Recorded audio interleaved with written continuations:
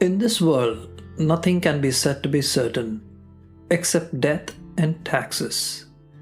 This was a quote by Benjamin Franklin. Hello listeners, welcome to the 9th episode of Season 1 of Ithihasa, a Indic history podcast. And you're listening to Narendra Vikram. Season 1 is all about the Vijayanagara Empire. In the last episode, we looked at the importance of Tirumala Tirupati Temple to the Vijayanagara rulers and its people. We also saw the various roles it played in the 15th and 16th centuries from social, economic, and political perspectives. In this episode, we will delve into the revenue and taxation system of Vijayanagara. The stability of any state or empire depends on its economic resources. Revenue being the major source of income, the medieval empires attached a great importance to its administration and collection. The financial needs of any empire increased with its expansion, not only for its administration, but also for its military requirements. So a variety of taxes were being imposed, among which land revenue occupied the prime position. Let's start with Vijayanagara's agricultural policy. It's well known that Vijayanagara was considered as a land of peace and prosperity. The empire especially was self-sufficient in all matters of food articles. It couldn't have been possible if not for the liberal irrigation policy pursued by its rulers. The core of the Vijayanagara economy was agriculture, and the state realized its importance quickly. So it built canal systems and funded directly or indirectly the irrigation facilities for agricultural improvement. Sri Krishna Deva Raya himself speaks about the importance of irrigation canals and tanks in the 16th century Telugu poem Amukta Malyada, which translates in English to A Garland of Pearls, composed by none other than himself. Here is an excerpt from it. Quote, "The extent of a state is the root cause of its prosperity, and if it is small, its prosperity would increase only when tanks and irrigation canals are constructed and favor is shown to the poor cultivators in the matter of taxation and services." Unquote. The Imperial administration went to great lengths to improve the agricultural produce by funding deforestation, forming new villages in its place, and upgrading facilities for increasing the production levels in existing villages. One interesting aspect about these irrigation infrastructure projects was the imperial administration's active encouragement of private individuals and private groups to undertake such projects by granting them concessions and remissions on the taxes owed by them as a result of the lands being irrigated. To the private individuals and groups who had undertaken these infrastructure works, the imperial administration also granted them something called the Savanda grants. This translated into a grant of 1/4 produce of the total irrigated area under a tank or canal, which was repaired after damage. These were very lucrative grants and led to an active participation of ordinary citizens in the maintenance of these systems. There are records from 1487 AD of residents of Tiruvamattur selling portions of their lands to the local temple treasury for the purpose of digging a channel from the river leading to the irrigation tank of the village. According to an epigraph from 1368 AD, Bhaskara Bavadura constructed a huge tank with multiple sluices in the now Kadapa district. And in 1338 AD, under the orders of Bukkaraya II, the hydraulic engineer Singavatta led the river Henne, or also known as Penneru, through a channel to Siruvura tank as part of the irrigational facilities. The Vijayanagara rulers also converted valleys into tanks and reservoirs for massive water storage facilities. There are records from 1533 AD of a valley in the now Anantapur district being converted into a tank and named Narasambudhi. And there is another record of a big tank built to channel water from river Arkavati. The ultimate goal of the state was to increase the revenue of the state by levying taxes on such works, and the other was to encourage farmers to grow commercial crops such as sugarcane, betel leaves, cotton, pepper, and other spices which were very lucrative to both the imperial administration and farmers alike. The encouragement of these cash crops naturally led to a profitable boom in foreign trade, considering the fact that it was during this period that Europe was rediscovering the exotic Indian spices that were much sought after. The imperial administration also actively supported the people in maintaining the irrigation works and made significant concessions and tax waivers in the times of drought and flood. In between 1402 to 1403 AD, when few villages near Valluvur, Tamil Nadu, were badly affected due to the Kaveri River flood, the imperial administration repaired the boundary banks and rehabilitated the affected villages with affected people on certain favorable conditions based on new tax assessments. There were also times when income from the tanks was used for their maintenance. In some cases, the village assemblies acted as the trustees of the endowments made for the maintenance of the tank and met the expenses by using the interest on the capital. Also, the properties of anyone who died without heirs was impounded and used for the repairs of the tanks. And if a group of people spent their own money on the repair of the tanks and wells in the villages, water was distributed to them in proportion to the expenditure incurred by them. For instance, an epigraph from 1410 AD indicates that in Devanagara village, now Devanagara town in Karnataka, expenses incurred in connection with the annual repairs of the wells and tanks were borne in proportion of 2/3 by the temple and 1/3 by the Brahmins in Agrahara. So the water of the channel was also distributed to them in the same proportion. Now let's look at the land and revenue policy in the empire. According to the chronicles of Fernão Nunes, the Portuguese traveller, peasants were allowed to retain only a 1/10 of their produce. The remaining was squeezed either by the imperial revenue officers or the Nayaka feudatories as their share. Land revenue was mostly paid in kind, in the proportion of half the produce, and this half was converted into money at a price that was most unfavorable to the cultivator. The revenue officers made a clear distinction between wet crops and dry crops while deciding the final assessments. And that also decided the mode of accepted payments. The assessment on wet crops was to be paid in cash versus the assessment on dry crops that was to be paid in kind. The revenue officers also took into consideration factors like the classification of the land, whether it was Brahmadaya, land belonging to Brahmins, Devadana, land belonging to the temple, Dalvadaya Agrahara, land belonging to military service, or if it was a Karagrama, which meant revenue village. Then there was community property tax for allowing the village cattle to graze upon a set aside land owned by the crown or the feudatory. A special tax was levied upon the shepherds as a grazing fee.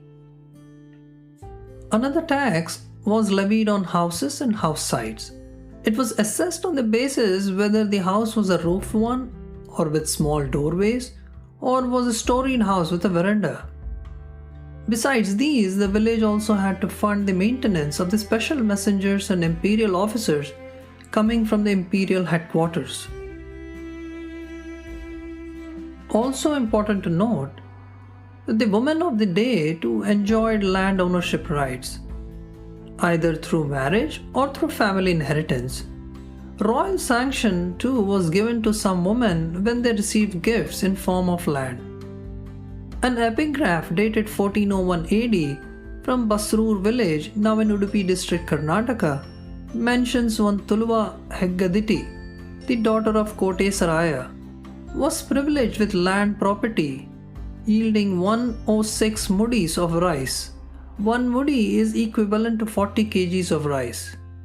So this was a substantial amount of yield, approximately 4 tons of rice that today costs approximately 1.8 lakh Indian rupees.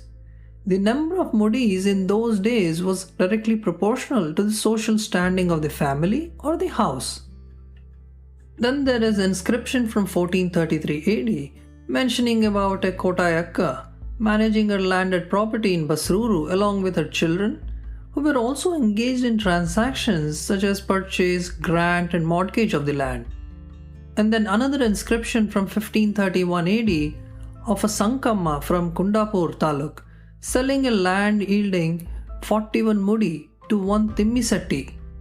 It's also important to note that many private donors in the empire were also women. It also might be related to this land ownership right that women enjoyed. Now let's look at the industrial policy of the empire, which fetched significant revenues for imperial coffers after agriculture.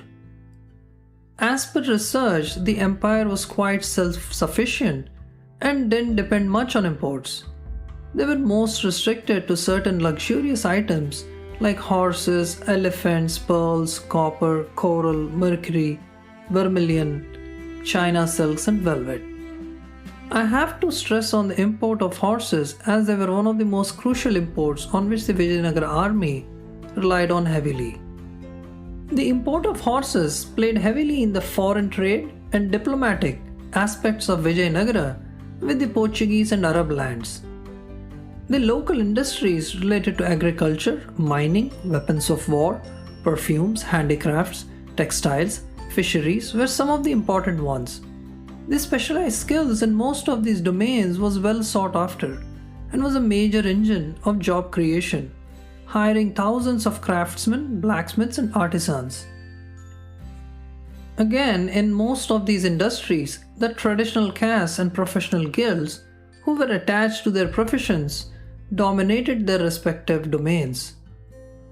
Vijayanagara rulers also followed an effective commercial policy as trade and commerce was also another crucial engine of economic activity. There were huge markets for both luxuries and necessities. Considering the predatory nature of inter-kingdom rivalry of the medieval Deccan, leading to frequent raids on frontier areas, the transport of goods from place to place required significant protection. And the state ensured every step was taken to see that there was no disruption in the flow of goods. The foreign and local communities handled the trade by working together closely. Muslim merchants from Arab lands were the earliest trading community to settle in Vijayanagara. They were gradually replaced by the Portuguese in different types of commerce. The port of Bhatkal was one of the most crucial trading ports for the empire, and over time this was sought after by the Portuguese, leading to many military and diplomatic skirmishes in addition to machinations around the port of Goa. Though after Vijayanagara's rout on the fields of Tallikota in 1565, the Portuguese trade received a body blow, after which most of the trading activity came under the Dutch East India Company and English East India Company on the east coast. Many communities operated in domestic trade. Communities like Banjigas, Settis, Settiguttis, Mummaridandas, and etc. The administration's policy was to provide all facilities for commerce on the highways. Law and order was taken seriously and enforced effectively. The state even funded watersheds, rest houses, and also encouraged private individuals to take up the construction of these facilities on the main trading highways in exchange for tax concessions. There were also local fairs or called santas held on a weekly or bi-weekly basis by these local communities in proximity to the high traffic highways to attract customers. So they were like makeshift malls that sold all sorts of goods in retail and wholesale. And the imperial administration encouraged these sort of trade fairs as the organic decentralization, simplified administration of towns or villages, especially from the perspective of tax assessments and collections. Most of these trading hubs, ports and fairs used to have a presence of an imperial agent who supervised the custom duty collection. The Royal Mint too helped in facilitation of this trade by actively minting a variety of coins like Gadyana, Hana, Panam, Honnu, Kasu, in addition to the already circulating high denomination gold coins like Varahas and other silver currency.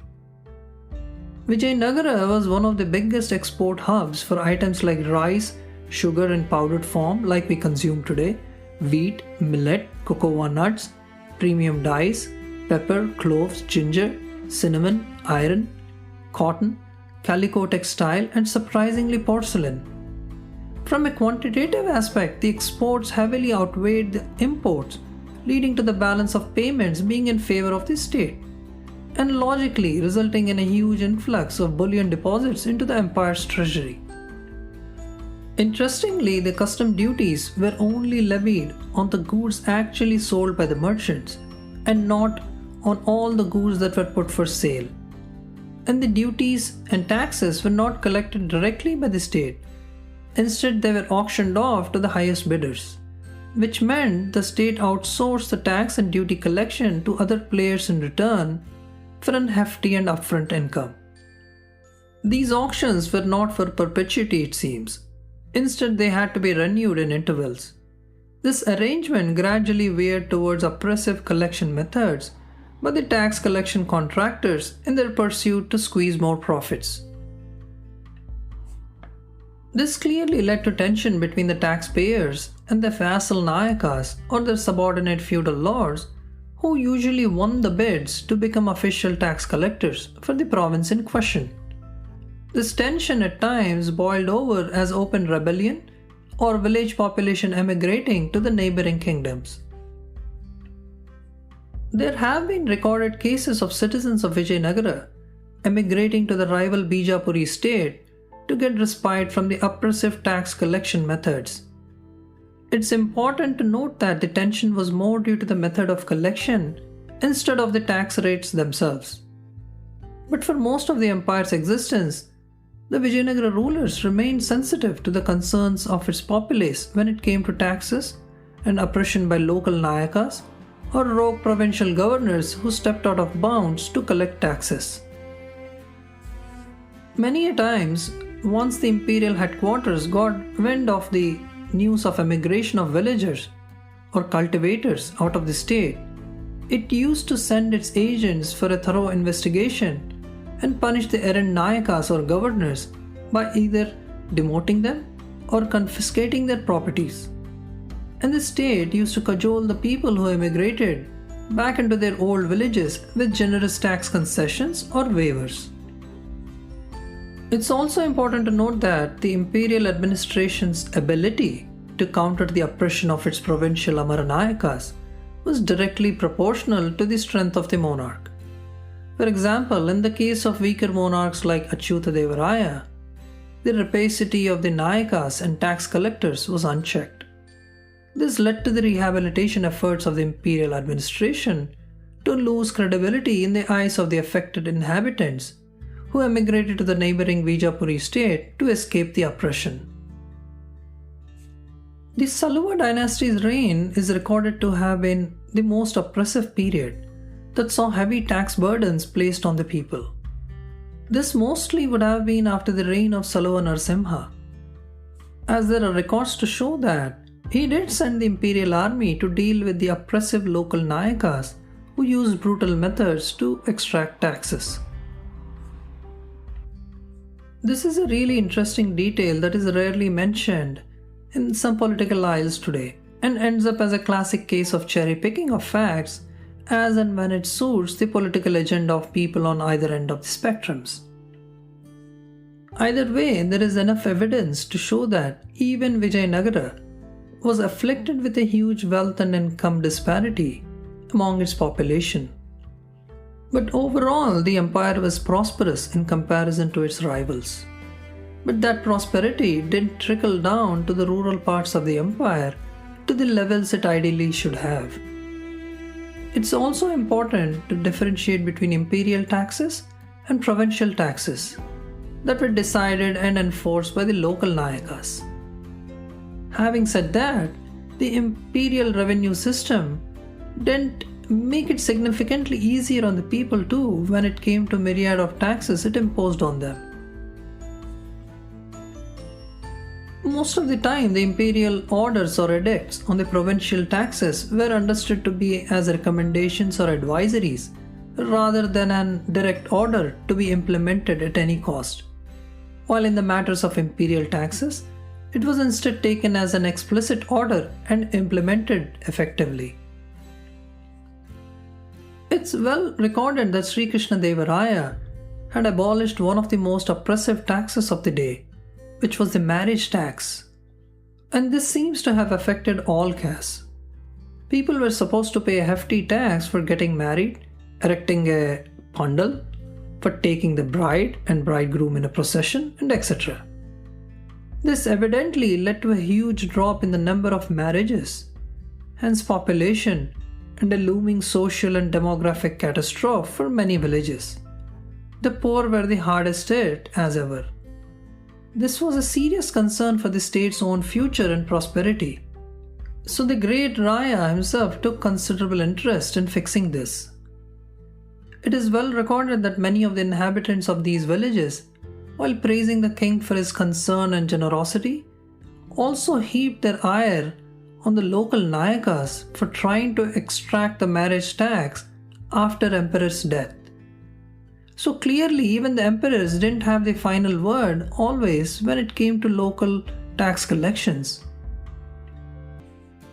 This can also be illustrated by showing the case of the merchant guilds and the immense clout they enjoyed, not just as an economic bloc but also as a political bloc. These merchant guilds regularly acted as tax farmers and were empowered to levy taxes on goods manufactured, sold, and transported. The state also used to appoint influential figures as heads of castes to enforce caste rules and impose fines on offenders. And this revenue was then taxed. This was known as Samaya Sunka. The state even cashed in on superstitions among the people by playing on their fears of floods and epidemics. A special cess or tax by the name Maharaja Tevalu was levied as a way to protect the people. A record from the village of Sri Purantakam, now in Prakasham district of Andhra Pradesh, mentioned the gift of 2 taxes by the Veerabalanja guild. This guild was supposedly one of the most influential guilds, with its own headquarters in Aiholi, now in Karnataka. When the king wanted to give 2 taxes to a temple, he had to obtain the approval of the guild and its president. Women of Vijayanagara too were actively involved in commercial activities like business. One Arvamalartha Nachiyar, the elder sister of a Kaikolar, had approached the Emperor Devaraya II in 1433 AD with a grievance related to her business, and secured from him a copper plate engraved with the royal sanction of a Sarvamanya gift of a village, which was fully exempted from taxes. Women dominated the cottage industries of basket making, tailoring, pottery, mat making, and garland making, and they were tightly linked with bigger textile production hubs, and these women were known as Bandhanaris. They also took active part in manufacture of arrows and bows. Another nugget of information is the financial year in Vijayanagara Empire commenced in September to October, when the Mahanavami festival was celebrated for 9 days in a grand manner like we saw in the earlier episodes. Portuguese traveller Domingo Pais states in his chronicles that it began on September 12th and the new year began in the month of October. Fernão Nunes describes in his chronicles how all the financial settlements between the king and his Nayakas were settled during the first 9 days of the Mahanavami festival, in accordance with the annual assessments made in September. Coming to the foreign trade relations aspect, there are records of Bukkaraya I initiating trade contacts with China and even sent an embassy. Devaraya II invited Abdul Razak, an ambassador from Persia, to bolster their trade contacts. And it's also well known that Sri Krishna Deva Raya sent an embassy to the Portuguese at Goa in 1511 AD with the intention of securing an exclusive Arabian horse trading deal through the critical port of Hormuz, which is now in Iran. The Portuguese had ended up getting a stranglehold on the critical sea shipping routes and hence gaining sole monopoly on the horse trading after muscling out Arabs in the route between India and the Straits of Hormuz. We will explore this aspect and the dynamic between Portuguese and Vijayanagara in depth in one of the later episodes. Finally, let's come to the taxation on temples. In the last 2 episodes, we saw how many important temples were under the direct patronage of the Vijayanagara emperors and were given generous grants in cash, lands, and kind over the lifetime of the empire. Having said that, it's important to point out that all these temples did not get a free pass when it came to taxes. They were still expected to follow the financial regulations of the state and fulfill any or all tax dues owed to the exchequer unless they were explicitly granted a sarvamanya or a tax-free grant. Even the devotees visiting some of these important shrines had to pay taxes either to the imperial tax agents or the local tax agents. An important tax paid by the temples was Durga Vartana or Durgadannai Vartana. It was a tax paid to the commander of the neighboring fort in return for the protection offered by him to the temple villages. For instance, there is a reference to 60 varahas being fixed in 1541 AD as the annual protection tax to be paid by 8 villages belonging to the temples of Pushpagiri to the Gandikota fort, which is now in Andhra Pradesh. Then there is an inscription from 1530 AD from Mompuru village in Kadapa district now of the protection tax amounting to 235 varahas per year payable from villages belonging to the temple of Baireswara to the same Gandikota fort. So clearly the collection of this military cess from the temples implies the responsibility borne by the imperial administration to protect the immense wealth and assets of these temples from thieves, robbers, and foreign invaders. The state also collected a tax called Kavali Kanike on the Inam lands held by various functionaries of the temples. The tax was paid to the state for performing policing functions. This tax was clearly not the same as the protection tax we discussed earlier, as there is an inscription from 1545 AD in the village of Mompuru which mentions both these taxes simultaneously. Even the livestock of the temples were treated as a movable asset and taxed accordingly. It was called Jivadhanam tax, and the temple also had to pay another tax called grazing tax or Sulavari to the state whenever this livestock grazed on the lands owned by the crown. A special tax collected from visiting devotees during major festivals was called Kanike or Perayam. This used to bring substantial revenue to the exchequer, as there used to be thousands of pilgrims visiting these shrines during days of Brahmotsavam in shrines like Tirupati. Substantial amount of proceeds of this tax was said to have been granted to the Tirupati temple in the name of reigning monarch for the temple services. An inscription from 1553 AD refers to this tax on pilgrims of 18 castes visiting Tirupati and Sri Sailam, the collection being made at Ketavaram fort on the Krishna river. The state used to also tax the income of prostitutes and regulate the prostitution business. During special festivals, the state used to tax this business with special rates owing to the influx of visitors. The state also levied various other profession-specific taxes on the Devadana villages and even taxes on the merchandise sold in the temple premises. So clearly the state derived significant direct and indirect revenue from the temples even after granting them massive endowments.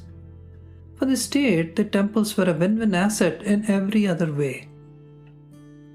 It is equally important to mention the fact the same state and Vijayanagara rulers in many instances also issued tax waivers to these temples for various reasons, So remissions and exemptions of the taxes were a normal affair, as it's shown in an inscription dated 1547 AD from Kommuru in now Guntur district. This inscription records such intervention and remission of certain taxes from the villages of the Agastaveswara temple, which had been deserted due to unjust collections. With this, we will end the episode on the revenue and taxation system of Vijayanagara.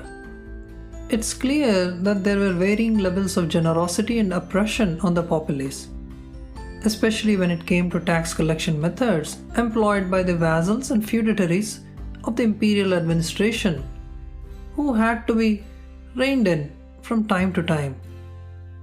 And we also saw how the state found creative ways to invent new taxes, while selectively giving exemptions and remissions based on the situation. We also saw how the state actively encouraged the irrigational development projects by even funding them and by giving tax concessions to private individuals and groups who wanted to undertake such projects. So now the question is, was Vijayanagara prosperous? Sure it was, and most of the chronicles too attest to that. But it was not exactly prosperous for the poor, who were far away from the greater city of the capital, Hampi. The prosperity of Hampi or its surroundings doesn't seem to have always translated into ultimate well-being for everyone in the empire on a socio-economic plane. There were flaws and shortcomings in the functioning of the empire clearly. It certainly wasn't romantic or utopian as it's usually portrayed. The question probably should be, were people on an average better off in Vijayanagara than the people residing in the kingdoms controlled by its rivals? I hope you liked this episode, and if you did, please do hit the subscribe button and leave a review or rating wherever it is you are listening. In the next episode, we will look at how Vijayanagara still had few more punches to throw around against its rival Deccan sultanates, even though it was badly wounded in the Battle of Tallikota. Till then, this is your host and narrator, Narendra Vikram, signing off. Have a wonderful week ahead.